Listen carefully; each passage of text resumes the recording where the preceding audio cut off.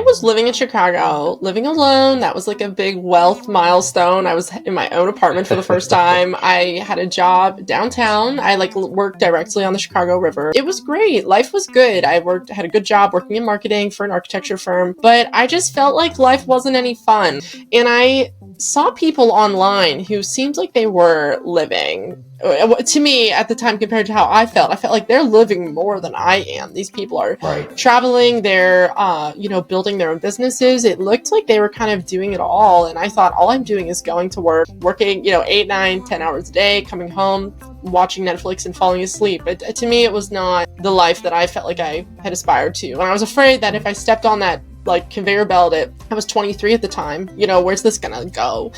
And I became a digital nomad with really no idea what I was doing. I found freelance writing work, and I had never really traveled outside of the US, and I bought a one-way ticket, and I thought, if they can, I can. That was a snippet of my conversation with Kayla Ihrig.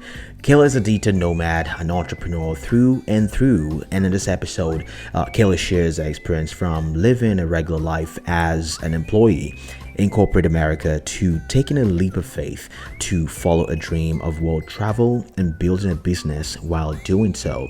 Kayla also shares about her early days as a digital nomad, how to properly balance work and travel, and how to enjoy the moment when you travel and dealing with the anxiety that comes as a result of the uncertainties of running a business and not having the cushion of a 9-to-5, which is something that a lot of us deal with, especially as digital nomads, and we don't talk about enough. And as a published author, Kayla also shared with me how she landed a first book deal by simply sharing about the experience online, and how a writing business went from being a side hustle to being the backbone of her online empire. And that story about landing a book deal is something that I found really fascinating, and I think you should listen to as well. In this episode, we talked about love, we talked about traveling with a partner, about living abroad long term, and we also briefly touched on the best destinations for new and aspiring digital nomads. And I think this episode just has a perfect balance of personal, business growth, and lifestyle tips, and I want you to watch till the very end because it's jam-packed with a lot of information that can help you travel cheaply, efficiently, and just be a better digital nomad, if you will. And if you prefer to listen to this in audio format, you can find this episode on the Nomad Entrepreneur Podcast, wherever you get your shows from. And don't forget to subscribe if you're watching on YouTube right now. Please do that. I really appreciate it. And if you're listening on audio, please follow the show on Apple and Spotify or anywhere that you get your podcast from. The link is going to be in the description on YouTube, and also I'll put the links to Kayla's social media, and you can also get a copy of her book on Amazon as well. So without taking any more of your time, let's dive into this episode with Kayla Ihrig, and I think you will love it. And if you do, don't forget to leave a feedback. Again, my name is Daniel, and let's dive right into it. All right. Hi, Kayla. How are you? Welcome to the podcast. I'm great. Thanks for having me, Daniel. Absolutely. So, we first reached out, you reached out a few weeks ago, and I thought your story was fascinating, being that you're a digital nomad in that sense, even though I think you're based in Netherlands now. Yeah, I actually don't have a home base at the moment. I was living in the Netherlands for 5 years, but now my husband and I are traveling full time. So we kind of came back to handle some paperwork. We moved out of our apartment 5 months ago, and we've been in Eastern Europe and the US and Mexico, and then we came back to handle some administrative stuff, and now we're gonna head out back to Eastern Europe, actually. So yeah, just drifting at the moment. That's awesome. So right now you're in the Netherlands. How do you find it compared to, say, the rest of Europe? Because I hear Dutch people can be a little bit cold, and in the sense that it's such a way different environment than, say, the US or Latin America.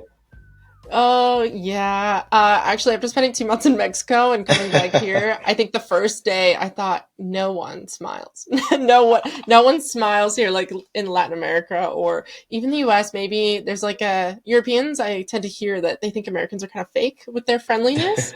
And, maybe it's true, but I won't lie. I still miss it. I still miss the smiles, the, hey, how are you? The chit chats. Right. I'm a big Absolutely. chit chatter. So Yeah, it's an adjustment, but it's nice here. It's raining now. Well, it's actually often raining. That's my only big Yeah. complaint. Actually just started to rain here as well. I'm looking at the window now and it's like, pouring down, but that's fine. It's soundproof, so we should be good. Did mention that you're back. You think people don't smile, people don't talk, and that's something I truly miss about the United States as well. I was just driving down the street yesterday, and a couple was having a run, and they just like waved to me. And like, Jesus Christ, I missed it so much. Like what is going on? So my friend asked me, like, do you know them? I'm like, no, I don't. Like, but this is like, apparently what people do around here now. Because being away for so long is just like super weird when you get back and getting back into like the American culture, which we just like wave and smile and chat. It's so interesting. So that's something to me for sure. So tell me a little bit about your background pre nomadic days. What was that like for you? Take me back a few years before you started traveling, how that came about, why travel in the first place? I was living in Chicago, living alone. That was like a big wealth milestone. I was in my own apartment for the first time. I had a job downtown. I like worked directly on the Chicago River, Wow. up on like in one of those like big historic buildings. It was great. Life was good. Had a good job working in marketing for an architecture firm, but I just felt like life wasn't any fun, And I started Mm, asking people, didn't do you think life is supposed to be fun? And everyone kind of had the same answer. Like it ought to be, but it's just not. That's not mm, reality. And I saw people online who seemed like they were living to me at the time compared to how I felt like they're living more than I am. These people are right. traveling, they're building their own businesses. It looked like they were kind of doing it all, and I thought all I'm doing is going to work, working 8, 9, 10 hours a day, coming home, watching Netflix and falling asleep. To me, it was not the life that I felt like I had aspired to. And I was afraid that if Mm, I stepped on that like conveyor belt at I was 23 at the time, where's this gonna go? And I don't know, I kind of disappeared into the world of like social media, like how people were mm, living like on social media. People were living in their vans, they were living on sailboats, and it right. really inspired me to challenge what I thought was the only way to live, which was to have a normal job and to live in an apartment or a home, and I became a digital nomad with really no idea what I was doing. I found freelance writing work, and I had never really traveled outside of the US, and I bought a one-way ticket, and I thought, if they can, I can, right? Like I kept that was my Right. motto. If they could, I can. And Wow. that has taken me into now 6 years of being abroad. And I naturalized to the Netherlands. I actually lived here for 5 years and got Dutch citizenship. And I wrote a Wow. book on digital nomadism. It was the beginning of like a really, really colorful journey that I'm still on now. That is such an interesting story because like all of the things like you've gone on to do or achieve, from being someone who never like lived that life or even have any experience whatsoever, and being able to go on and just like break all of the invisible barriers and write a book, do all of the digital nomad things, like the blueprint digital nomad life, like having a remote job, starting a company, and writing a book, all of these things. It's so inspiring to hear. Now, tell me a little bit about those early days, moving outside of the U.S., living abroad for the first time. I'm pretty sure it must not have been as fun as you have imagined it to be. At least in a lot of people's cases, they find it a little bit jarring. Like, okay, this isn't what I signed up for. At least that's what I've heard in terms of like stories of people living abroad, being nomadic for the first time. What was that like for you? Yeah, I felt that as well. It was very jarring, and for me, I would say that first month I went to Mexico. As a brand new digital nomad, Classic. I experienced digital nomadism kind of like falling off its pedestal because I had this realization that I'm the same person that I was back in Mm, Chicago. I worked all day still. Like there were days where I just worked at the hostel I was staying at, and then I wouldn't leave until after dark. And I kind of wow. realized, I'm like I'm the problem. I'm the common denominator. Travel didn't solve my problem. So on top of all the jarring experiences and the culture shock that you have going abroad, I also was really surprised by the experience of how much I learned about myself. And I think travel is like very much a mirror, and it Mm, makes you realize, it confronts you with parts of yourself that maybe you never noticed, or maybe things that you were avoiding. Like right. I couldn't blame my surroundings anymore if I wasn't a fun person. Like that was a bigger shortcoming than my lack of vacation days. Right. Yeah. Interesting. I think the story is the same in a lot of ways. I mean, we have some similarity there because my first time, like ever trying out the nomadic lifestyle, I bought a one-way ticket to Mexico, just flew it Yeah. out. I'm like, you know what? This is the life now. Let's do this. But I find myself just stuck in my Airbnb for, days at a time. I wouldn't even go out and explore. And I'm like, Yeah. okay, this is not it. This isn't what I saw on Instagram or the YouTube videos that I watched. I am missing something. There's a part of this puzzle that is still, that is still off. And that was what I sought to fix. And in your case, it looked like you did fix it. Walk me through those initial steps of, realizing that something had to change. Maybe you started like a business, a freelance business. I mean, freelance writing in your case. What was those initial days like? The concepts and rebranding the whole thing to a situation where it afforded you more freedom and say some flexibility in your schedule and being able to now go on to have more fun living the nomadic lifestyle. It was not a quick fix, an overnight fix. I in Mexico in that first week I had the realization that, I'm not having as much fun here as I necessarily thought. And it was still Yeah. the high of I'm doing it. I'm living my dream, but Mm, realizing, oh, I need to do my part too. Like it's 50% surroundings and 50% right. what I am bringing to the table every day. And it took me months. I think that travel is actually something that some people have to get good at, Mm, and I wasn't good at, being in the moment, like putting my work away and not thinking about it. It took a yeah. long time, and it's easy for me to see how bad I was at it because I met my husband a month into my nomadic journey, and now Wow, that was fast. yeah. And then I ended up moving to his country 6 months later. We got married the next year, and now he's nomadic as well. And he is very, very good at being in the moment. Like Hmm. he loves life, and life loves him right back. And I feel like Wow. life and I kind of struggle with each other sometimes. It's I had to get good at it, and I think it's okay to say that. It's okay to say Hmm. I'm working at enjoying the free time, or you know what I mean? And Right, it's I maybe do. really it's hard to understand for those like who haven't traveled yet and who want to. It's hard to imagine that Absolutely. you're but I don't know, it's kind of a skill. I mean, happiness is a skill. It I'm pretty is. sure. And you Uh, might need to improve that in yourself before Right. you're And just to, I just want to, double click on that a little bit because I totally like 100% agree with what you just said, that the way you've described it, because I don't think there are perfect words to describe that feeling of not being in the moment enough. And you rightly said it's a skill because I catch myself in moments where I'm just like, I know, like, for this moment, in this moment right now, I am definitely not maximizing it or enjoying as much as I should. And knowing or coming to that realization and just like catching yourself in those moments, I think is the skill or yeah. is a part of the solution to the quote unquote problem. And I think over time, people just get better at it. And the ones who don't are the ones who burn out and go back home and just say, you know what, I throw in the towel. This lifestyle is not for me. And for you, what was that process like? Say, okay, now you've realized, you've understood, or maybe is it just because found someone who you were able to like feed off of their energy, or what was it like for you?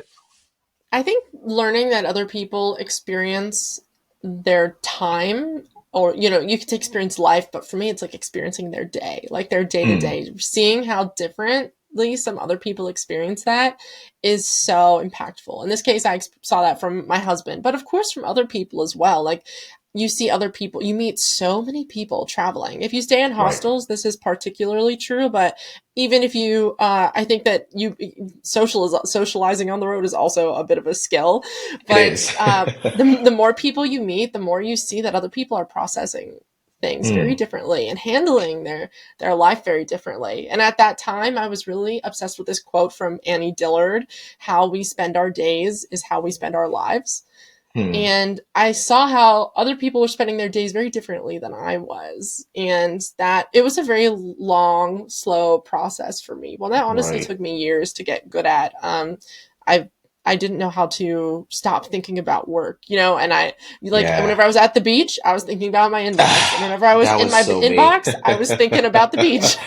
I mean, this is so particularly true for me because, especially when you leave, say, a stable job and, you just like live the comfort of that, 9 to 5 paycheck and you just don't understand, didn't know where the next paycheck is going to come from. Maybe you have limited savings and you're just looking at your runway and it's so short. And you're just like, Mm, Jesus Christ, what am I doing? Am I even doing the right thing? Like, of course, I see other people doing this life, and I know that you can derive some form of happiness from this. But am I also throwing my life away in a way? So these are some of the things that at least that I went through in those initial days, where I'm laying at the beach and I'm feeling extremely guilty. Like, what am I doing? I mean, such that I later on came to a conclusion, like a premature conclusion, I should say, that you know what, I don't enjoy the beaches. I don't enjoy going to the beach. I would always say that to myself just to mask those mm. internal conflicts that I had with myself. And one thing was, I mean, when I was in Puerto Vallarta, I mean, at one time, and I would have, invites, and that was the first time I would stay in a hostel. Cause I just were like, you know what, I'm gonna give you Sailita, and so, stay in a hostel and meet people, and let's go, watch the sunset, and sit by the beach and do this. I'm just like, I don't know if I necessarily want to do that because I have client work to do and whatnot. And there was a guy from Colombia, and he just said to me one day, like, "Why are you here?" you know, Mm. and that was a profound moment for me because, like, it was a question that really hit deep to me. Like, why are you here? And I just had to sit by myself and figure it out and just be honest with myself. Why are you here? Something needs to change. But I got That's better at it profound. eventually. Yeah, it is. And coming from a guy who I would say by many means, don't have the same opportunities that I do, it sounded, I mean, it sounded so particularly true in that moment. But you have gone on to, do things obviously, and lived in the Netherlands and whatnot. I mean, you've written a book as well. Tell me about, the idea for the book. What was the initial thought process like? Like writing a book is no small feat. What was that like for you? Yeah, I always thought I would write a book because I'm a freelance writer. I love to write. And of course, I think everyone who likes to write or does write thinks about, well, maybe someday a book. Right. And I was sharing little snippets of the travel lifestyle on LinkedIn when, a year ago, actually, somebody sent me a message that said, "Hey, I saw your content about being a digital nomad. Have you ever considered writing a book about it? Mm. Can we talk?" And I thought it was like a scam or something. I immediately thought this person is trying to sell me something. They're going to like offer me a coaching package. And I ignored Right. it for 3 weeks. And then I finally followed up, and here was a publishing house that wanted Wow. to extend a book deal offer, which felt completely undeserved. I felt really inequipped to, in that I never thought Mm. about it. I never thought, I didn't wake up one day and think I am the best person in the world to write a book about Right digital about. nomadism.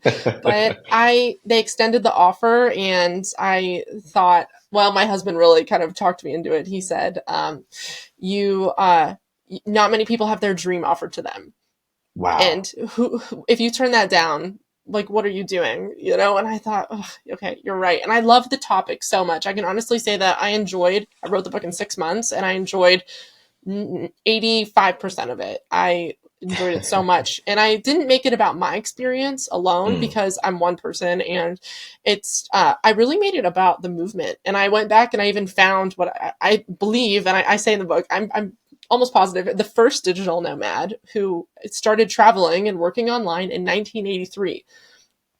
And I Wow. found digital nomads that spanned 5 decades. I found him in the 80s. I found a digital nomad in the 90s, early 2000s, 2010s. And then, all of us traveling Wow. now are traveling in the 2020s. And it really became a how-to book, but it's like a love letter to the movement, telling all Hmm. these stories of people who found themselves in really unusual places, doing Right. spectacular things because of this amazing light bulb moment that everyone had kind of independently.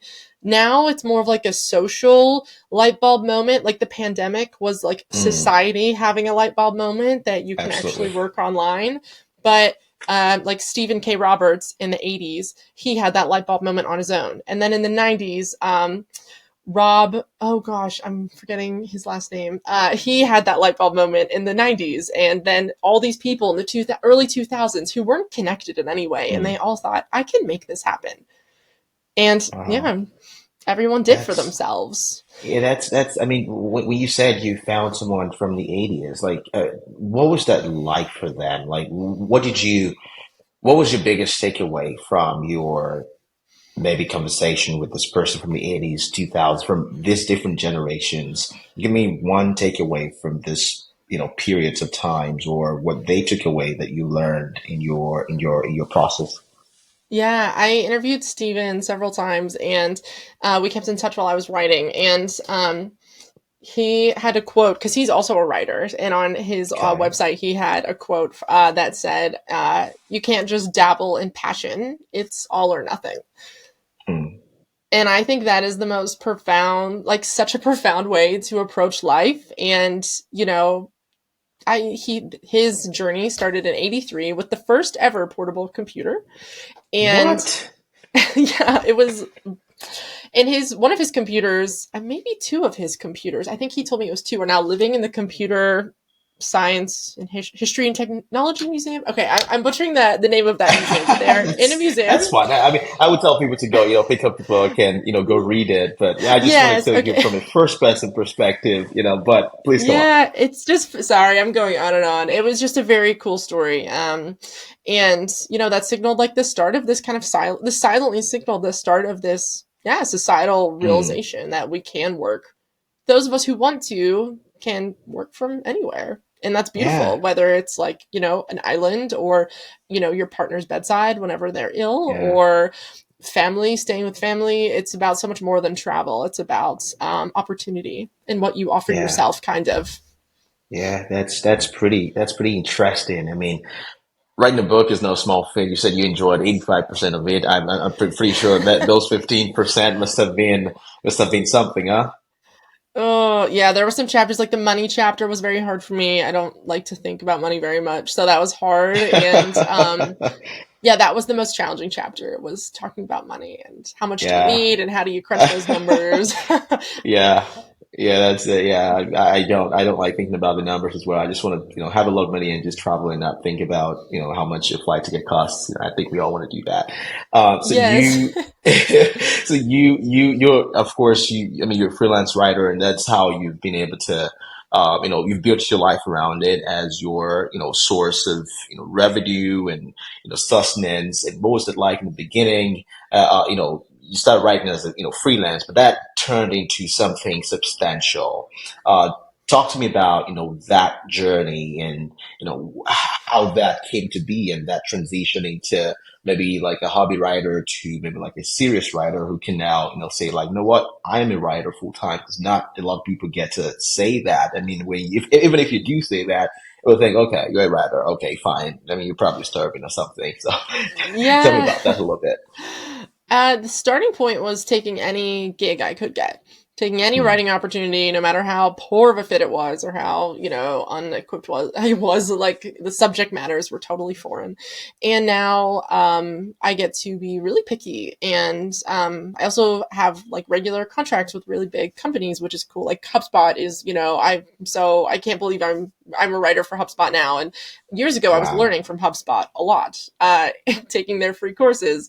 And I would say the biggest difference, or the thing that really got me from that like A to Z point is writing for myself. I started a blog Mm, called Writing from Nowhere, and I started writing on my own and publishing. And I was like trying to write for other publications for free just to practice, and I couldn't get people to publish my work. My emails were never mm, returned, and I thought, why am I waiting for someone to give me the opportunity that I can just give myself? So I right, started writing for my own website, and that was the biggest catalyst. After you write, 50,000 words for yourself, words, 100,000 words right, on your own website, it's kind of that 10,000 hours concept that a lot of people right, say, you do something for 10,000 hours, you're going to be great at it. And I think there's a absolutely. lot of truth to it. Hmm. Interesting. So you went from writing a blog, and now you say you write for HubSpot. I mean, at what point did you realize that you had had a big break? Can you remember precisely what that moment Mm. was, or those moments, maybe days or weeks and months, where you're thinking, "Wow, maybe this could become something," or "I can't believe how big this has gotten for me." Yeah, I had an editor that I wrote for tell me that I was the best freelance writer she had ever worked with. And Wow. I almost didn't believe it because I thought I'm just doing what everybody else is doing. And I still to this day wonder if she just had bad luck with the unreliable freelance writers because I do not think I'm special. I just Hmm. love writing and I like making things. I don't think I have anything. I mean, I often over deliver. Maybe that's I often deliver articles that are like they're always longer than purchased. They always have more images. I really like Hmm. people when every article that a client opens to feel like a present, they think, wow, this is Yeah. so nice. So I put a lot in, and I know I do put more in than other people because I talk to other writers who write for the same companies, and they're not, I spend so much more time, and I do consider it to be, sharpening my craft. That was kind of the light bulb. I thought I'm just checking the boxes, but then being told that I was going above and I wanted to go above and beyond, and hearing someone reflect that back to me, I Mm. thought, okay, this is like I can do this on a larger scale here, I think. Right, right. And I mean that's such a profound moment, especially when someone gives you that validation. Most of the time we're so blind to our own excellence. I think there's a word for it. I think it's proximity bias or something Mm, like that, where you're just too close to yourself or to other people that you can't notice either the good traits or their faults. And you just mm. have to zoom out a little bit and just realize that. I think it happens to the best of us. And now I think you've been a full-time writer for how long now? Well, I guess I have kind of have like a side hustle to my writing that's Right. Pinterest management, which is Ah, kind of like a interesting. whole other topic, but I did that for 4 years and then I picked up writing. I guess I picked up writing very steadily 2 years ago. I got back Two into years it, but I ago. started writing 10 or 11 years ago. That was at the Yeah. very beginning. I started writing for my university newspaper and then the local paper, and then I wrote at every job I had. I wrote for the website, and it was something I always did. And people would say, "Hey, you're good at that." And I would say, if I could give like a piece of advice to my younger self, it would be listen whenever people tell you that you're good at something, because Hmm. people see. I love how you said that proximity bias. People can shine that light on your skills for you in a way that we Right. can never do for ourselves.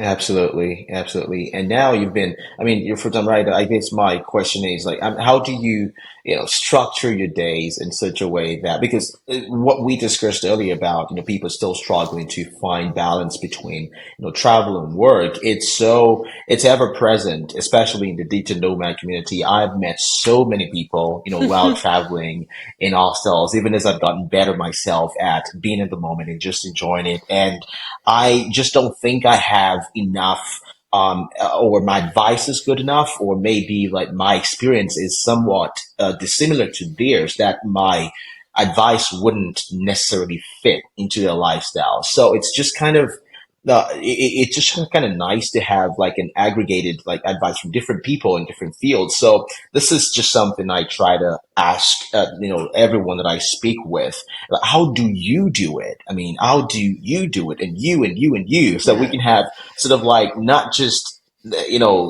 my own echo chamber, so everyone can just kind of like yeah. pitch in one way or the other, and maybe at that point, all of those ideas coalesce into something more substantial that can apply to a lot more people. So how do you structure your days? How are you able to, be here and there in different time zones and be able to, manage clients and have deliverables and whatnot? What is that like for you? I want to preface this by saying that it took me 4 years to get good at Mm, this. Four. Like, wow. that has to be a long time. Like, that has to be longer than average. But it took me 4 years of struggling to manage my workload and kind of ending up in these cycles of, oh, I'm so free. And oh my gosh, I'm being crushed by deadlines. This like Mm, horrible roller coaster. But now I have learned what works for me, which is scheduling blocking out my weeks and saying by the end of this week, I need to have these 5 things done, and I can do them in mm, any time, in any way. And if I want to take Monday through Thursday off to go explore, then I can do that as long as I'm completely confident that I have enough time to fit those tasks in. I right. couldn't do the day to day. I know a lot of people do that. Like, I'm going to wake up tomorrow and do this task, and Mm, I'm not going to be distracted. And for me, that just didn't work because it feels a little bit counterintuitive to the travel lifestyle where it's like a really nice day and you want to yeah. go out, or you like bump into someone in Mexico where we were stayed the last month. We were in Progreso, which is this coastal town. And every time we went to this one grocery store, we met other people, like other expats or travelers, and Yeah. we made plans with them. Like, we would literally go to the grocery store and have plans for dinner that night. It Mm. felt hilarious. I don't know why. Some magic about that grocery store. And Grocery store.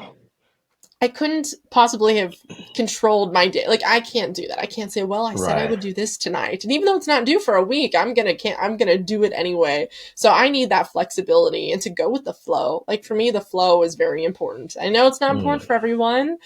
And some people say you can't follow the flow. Like, that's kind of my husband's thing. He's more like decide and execute. I am not that yeah. person. So seeing how you work, Likewise. yeah. Yeah, yeah, I mean, that's really important because, for me, very similar to yours, the first time that I really, thought, what, I'm just going to say F it. I'm just, going to drop it. I don't care whatever happens afterwards. I was at a restaurant in Albania, actually in Tirana, and I was standing in line because I was myself. I'd been in my Airbnb for days, and I just, what, I'm just going to take a walk, go to a restaurant, go eat some good food. And I was standing in line because it's like the most popular restaurant in town, pretty much. You Google it, it's the first one that comes up. And I just stood in Okay. line, and there was this guy behind me, and it was apparently standing alone as well. So I got a table for two, whereas it was just me. And I just turned around to him, like, do you want to join? We can share a table if you want. And it was like, yeah, absolutely. What's your name? We shared our names, and oh, are you also traveling? Yeah, I'm traveling. We sat down, and the next week, I mean, a few days after that, we rented a car and we drove for the next 1 week, just traveling around Albania, the Albanian coast, something that I would never have done. I mean, a Uh, few weeks prior, I would just be like, so scared to just leave my laptop behind and just go on a trip and just F off, oh. like, like a lot of people would say. So I think, getting into the flow is not something like just following the flow is not something that comes naturally to a lot of people, including myself. I Mhm. mean, I learned to learn to enjoy the moments, and that's not something that is easy to to adapt to one's lifestyle if it's not already there. And you've spoken a lot about your partner. I know a lot of people, nomadic, couple who travel a lot. I mean, you got into your relationship, I guess you said 1 month after you started traveling. And, to some, they would think, oh, that's too early. I just, want to travel a little bit. I just want to enjoy and see what's out there. What was the quick decision like for you, and why did you make that, if I may ask? Well, okay, a quote. I have like quotes that I really. I'm a big I quotes love quotes. person. There's a quote from Bill Murray that was also became kind of a bit of a motto around that time of my life, which is "Be available for life to happen."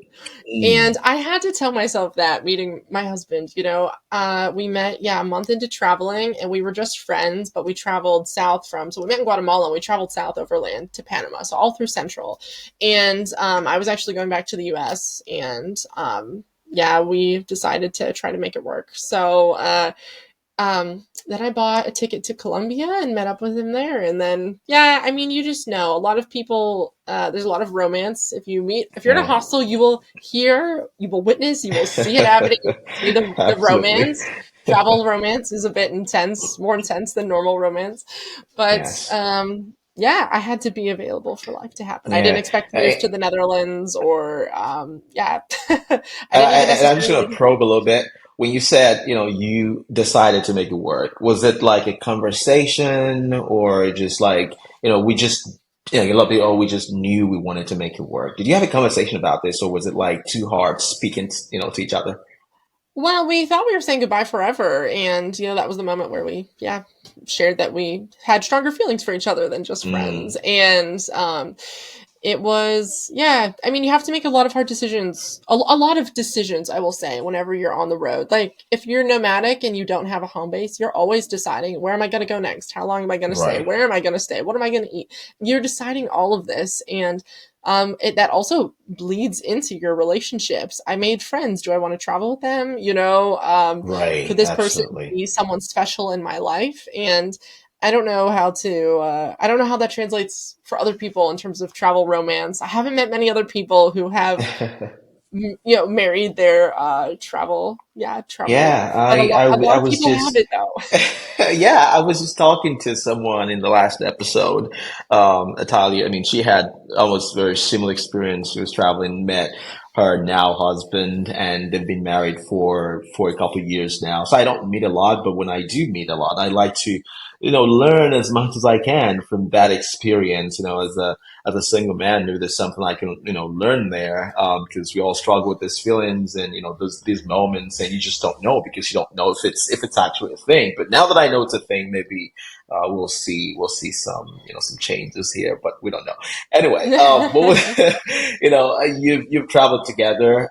I've seen quite a bit of relationship stories and people saying it's hard, traveling with a partner. You get to know each other intensely over like a very short period of time. They say if you want to know someone, travel with them and you will learn a Yes. lot. Is that the case for you? And what was the learning like? What did you learn that, because obviously you're still together now. That means you must have accepted some things about each other and just learned so much about each other. Talk to me about that a little bit. I'm pretty sure people are interested in this kind of things. Okay, I don't think I've ever talked about this in publicly before.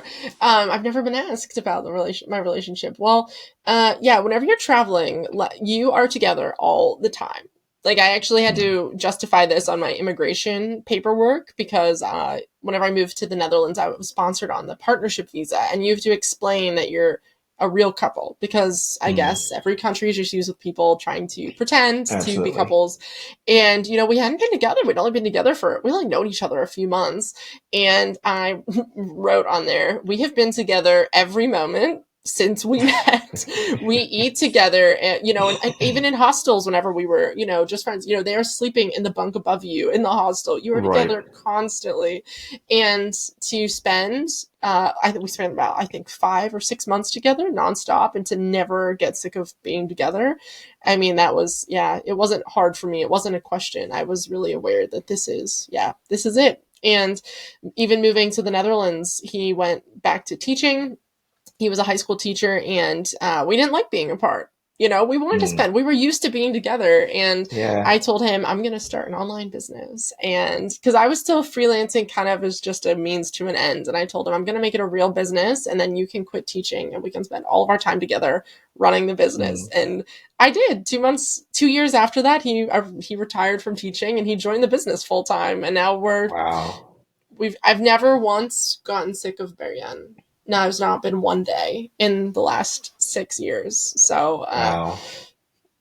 yeah, That I don't is know that if is that's really a good sweet. answer. I mean, it's yeah, it's everything and more. That's a very thoughtful response, and I mean, I'm glad that you found your person and you have that kind of relationship. It's what I believe most people aspire to, and so now you've been traveling around for a while. Are you now like nomadic? Is it something you plan into your lives? Like, how do you, plan that lifestyle out? Because sometimes, people just want some time to settle down. Like the phase that I'm in right now. I mean, I've been in the U.S. for almost 2 months, and I plan to be here for another month, maybe two, and just see how things go. How do you plan that out? As a couple, sometimes you just want to slow down a little bit. Some people like to go fast. Some people like to go slow. What's that like for you guys? I think, well, right now we're in a season of travel where we had a home base in the Netherlands. We traveled often. I mean, we were abroad 3 months out of the year. I think that's probably, we still had our home base because I was required to for my immigration process.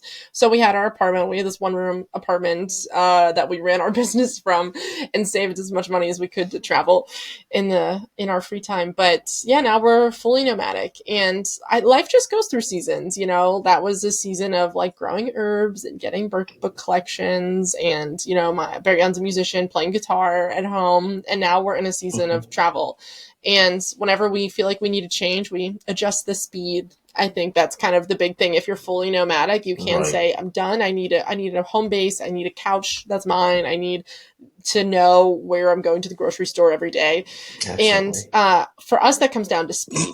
Like we often stay places for a month at a time, and that doesn't feel chaotic or hectic or busy. It feels Mm, like by the end of that month, it feels like 3 months. yeah. Because it's still new. You're still traveling. You're like, uh, you know. Like in Mexico, we were still experiencing something new every day. Whenever we went to the grocery store, we would take a different road back or try to turn down an alley that we hadn't been down before because we wanted to always be experiencing something new. But you kind of have that hometown feeling everywhere of, oh, we've been living here for a while now. Even if it's been a Right. week or two, you settle in so quickly. So I think the speed is the most powerful thing you have to, whenever you're feeling worn out or over or understimulated, adjust the speed at which you travel. I think it can change everything. Absolutely. Absolutely. I mean, you said that very accurately, and yeah, I think when you travel, that often you gotta have some skill, I would say, uh, to put your life in check, either from the financial standpoint, mental health, physical health, some of those things. I mean, for you, what would you say are some of the things that you practice that helps you keep yourself healthy, either mentally or physically, or in your romantic relationship? What are some of the things that you would just that you can touch on for people who are in any of these phases of their lives, or trying to look after any of these aspects of their lives? I think gratitude is really important because if you're not happy at home and then you're traveling, you're going to find another reason to eventually not be happy. Right. And some aspect about your current situation you really aspired for. Like you were Mm, dying to move into this apartment, and then one day, yes. you realize you haven't thought about how lucky, wow, it's great to be here in a long time. So I think building up a muscle of gratitude and consciousness, always being in a Mm, constant feedback loop with yourself, not just saying I'm in a bad mood, or I'm not feeling this, I'm not, I want to go somewhere else. You right. have to reflect on, why are you feeling this way and what do you need? And um, I think that's the only way to really live this lifestyle, to be really aware. You have to tune into yourself a lot more than I would say kind of in the normal day-to-day life, because the monotony of like going to work every day in the same place, driving in the same roads in the same car, you are that routine. Whenever your routine Right. is removed, you are left with your emotions a lot in like a loud Absolutely. way. Yeah. So listen to them. Yeah. Yeah, I mean, I like how you say that. I mean, when your routine is removed, like you're left with the emotions, and that's so true. Like I've never thought about it in that sense, because you find yourself, especially when you're on the road traveling and doing all those things, you find yourself like having moments of self-reflection a lot. Like now you don't have like your regular bills that you used to have. Your apartment is gone, your car is gone, you have to have car note, insurance, and all those things. What have you got left? Okay, to work and your personal time. Either you spend it working, or you're just like laying on the couch, just exploring places. You're back, you sit on the couch again by yourself, maybe with some friends. You've had a few drinks, you retire to your apartment, and you just have time to think a lot about what really matters, your values, like what do you want to prioritize in your life. And I think, I mean, I just needed to highlight that, because I've never thought about it in a sense, because you have those intense moments of just straight up just thinking and thinking. And I think that's what really happens because you're just left with yourself and your thoughts and whatnot. I think, yeah, that's really good. That's a really good point.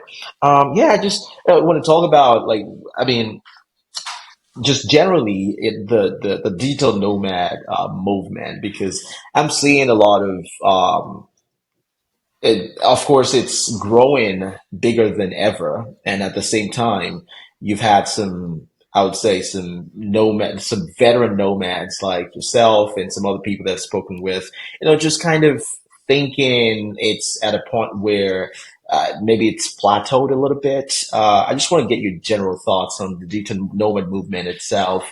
Where do you think it's at right now? And looking into the future, do you think it's like the future of living and the future of work? Do you think people will be doing this for a long time? I just want to get your general thoughts and ideas on the movement itself. I think that the movement is here to stay forever, but so many people tried it after the pandemic. People who maybe would have not otherwise gone for a nomadic, Mm, experience. They thought, well, I'm working online now. My role is fully remote now permanently. So I'm going to go. And I think a lot of people were unprepared to be digital nomads because they right, only saw the positives. right. And it's hard to look at social media and to know how much is reality. And Mm, what's like, I always think of it like everything that you see is true. And I think that the lifestyle is even better than it's pictured online. But what's wow. not pictured is like being alone in a hospital room in a Right. foreign country Mm, and missing a funeral back home and all of these life, it's the same like road, it's life's same potholed highway. You are going to yeah, have all the same problems, but now you're going to have them in another country. And I think that the highs are incredibly high, but the lows are also lower because getting sick in a different country is worse than getting sick in your own country. absolutely. And being lonely in a country where you don't speak the language or have any friends is worse than being lonely at home. So Oh, it's that intensity that I think makes people I think people aren't prepared. So I'm not surprised whenever I read these headlines. Sometimes these kind of like snappy, yeah, clickbait headlines of I became a digital nomad for 6 months and it ruined my life or I hated it. right. And I read it and I think, yeah, you were probably you were really unprepared, I think. And that's why for me in the book, it was really important to be really honest about the highs and the lows. Because a lot of people talk about leaving, quote, normal life behind. Like, Hmm. normal life is garbage and let's throw it away and go be travelers.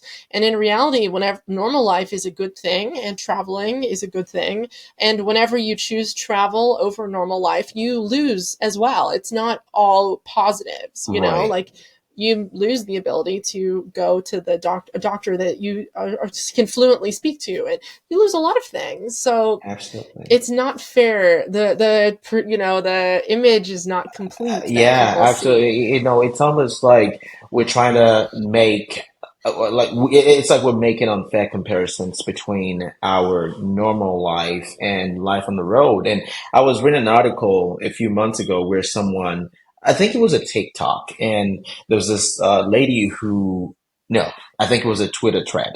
It was a Twitter thread, and she Okay. said something along the lines of, I don't get how people travel this long or this much and, paint all the glamorous aspects of it. Like, I just tried traveling for 2 weeks and I can't believe people work from a 15-inch MacBook Pro. Like, I could never do that. I'm like, okay, yeah, because you've worked 10 years in a regular office space with like three monitors. That's what your work requires. And now you're on the road. Of course, yeah, you shouldn't expect that you're going to have the same flexibility or the same convenience that you will on three monitors on a 13-inch MacBook Pro. So that's not necessarily a, a con of traveling. It's just a lifestyle adjustment that you have to make, and I see Yes. stuff like this, different examples of, things like that. Like, oh, Airbnbs don't have utensils and things like that. Yeah, of course.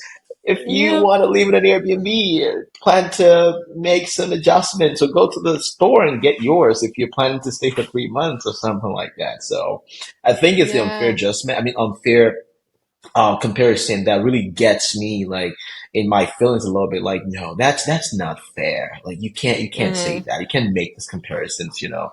And I'm glad you mentioned that as well. So it's what I just tell people. Like I have a YouTube channel. I mean, on my YouTube channel, I talk a lot about the nomadic lifestyle and tips like this. And I think it's really important for people to understand that you cannot make like it's like comparing apples and oranges. You know, it doesn't work that way. yes. So Yeah. you know, so that's just that. I mean, is there anything else you'd like to share about? I guess your one thing I like to talk about as well is your favorite countries. Some people want to start a nomadic lifestyle, and they're looking at places to start. Do you have any tips or ideas on beginner nomad locations, and if you're a little bit Mm. advanced, where you should go? I think these are some of the fun, interesting things that people want to learn about when they listen to podcasts or read blogs. So, what are your top three, I would say, destinations for anyone who's starting out and for anyone who's looking for, a different type of life, maybe like from Eastern Europe to Latin America? What are the uniqueness of these places? Just go on. Wow, that's a hard question. I I guess know. before I list specific questions, I would say that like the best thing you can do, I think, is find contrast to Hmm. what you have now. Like contrast, like you can't go from tropical island to tropical island and still notice how warm the water is and how blue the water is. You know, you get numb to it, but then like whenever you fly in, you're like, wow, it's so bright. Those flowers on Right. the sidewalk. You see everything because it's contrasting to what you normally see. So I would say contrast is your best friend in terms of like speed. Like, is New York versus, a sleepy Greek island? Right. So, and climates. And so that's what I would, that's my big 2 cents about choosing a destination. But I love Mexico and Guatemala. Those are really nice countries to be in. And there's so much in Europe. I can't even think about where has been a favorite, but Greece is really nice to work in. Spain, in Eastern Europe, yeah, I've only spent like about a month in Eastern Europe so far, and I'm excited to go back. We were there in May, and then we're going back in 2 weeks. We're going to start traveling that way again. So, yeah, that's a really, really hard question. I wish I had thought about it Yeah. before we talked. Yeah, I mean, because I love to ask these questions because, like, I love to make draw comparisons between these places, and I get a lot of questions about, oh, what is it like in Albania? What is it like in Georgia? I spent a lot of time in Mm, Mexico. Like, should I go to Mexico or this or that? I'm just like, I mean, I don't know. It depends on what you like and what you mm, consider as your ideal scenario or ideal weather or ideal food or your how well you can adapt to new languages and new cultures. So I just leave that conversation open ended, just like you've done. So I wasn't expecting like a hard line answers yeah, like this good. is where you should go for this or that. It's just more of what do you enjoy? What kinds of food do you enjoy? What kind of people do you like to interact with? So that's interesting. So tell the audience about your book, where they can get it, how they can connect with you, and if there's anything you'd like to throw in there for people to know about you. Yeah, well, my book is called How to Be a Digital Nomad, Build a Successful Career While Traveling the World. And that is released January 3rd in most of the world, and it's January 30th in North America. And you can find it on and a lot of big book retailers in their online shops: Target, Barnes and Noble, Amazon. They have it all online, and yeah, in person we'll see where it shows up.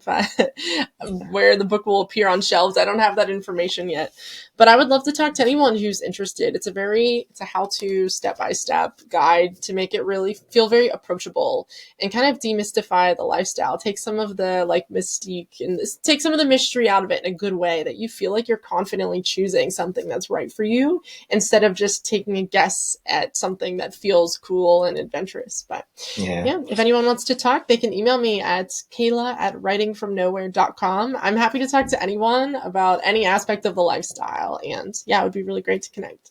Yeah, that's awesome. So I will add all that information, the show notes as well. I love to pick up books. I was at the airport like 3 weeks ago, and I just found this book from I think Lonely Planet on the digital nomad handbook or something like that. Even though it's Mm, what I would consider like information that I already know, I was reading through it. I'm like, oh, this was one of the same things I talk about in my YouTube channel. Maybe like word for word sometimes, and I would love to, I just love to pick up books about it, just learn different perspectives, how people view that lifestyle. So go check it out wherever you can get it from. I think it's on Amazon right now. I have it open in my tab, and yes, you it can have it is. in paperback, in hardcover, whatever you want. So yeah, thanks, Kayla, for jumping on the podcast. It's still early morning for me. I know it's a little bit late where you are right now. Is it?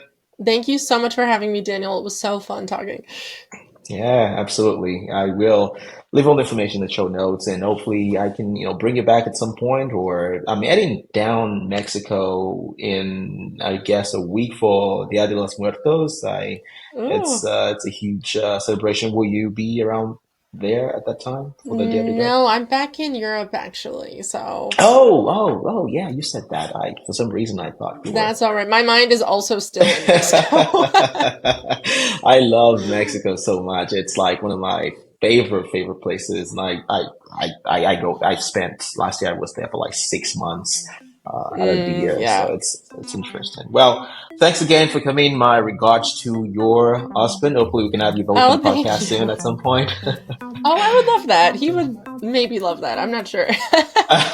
That's He's fine. shy. Oh, okay. I mean, yeah, we'll just have it audio We'll talk only and about not video. Cool. I'd love that. it. Thank you so much. I hope you enjoyed that episode with Kayla Ihrig. Again, if you did, I would greatly appreciate your feedback.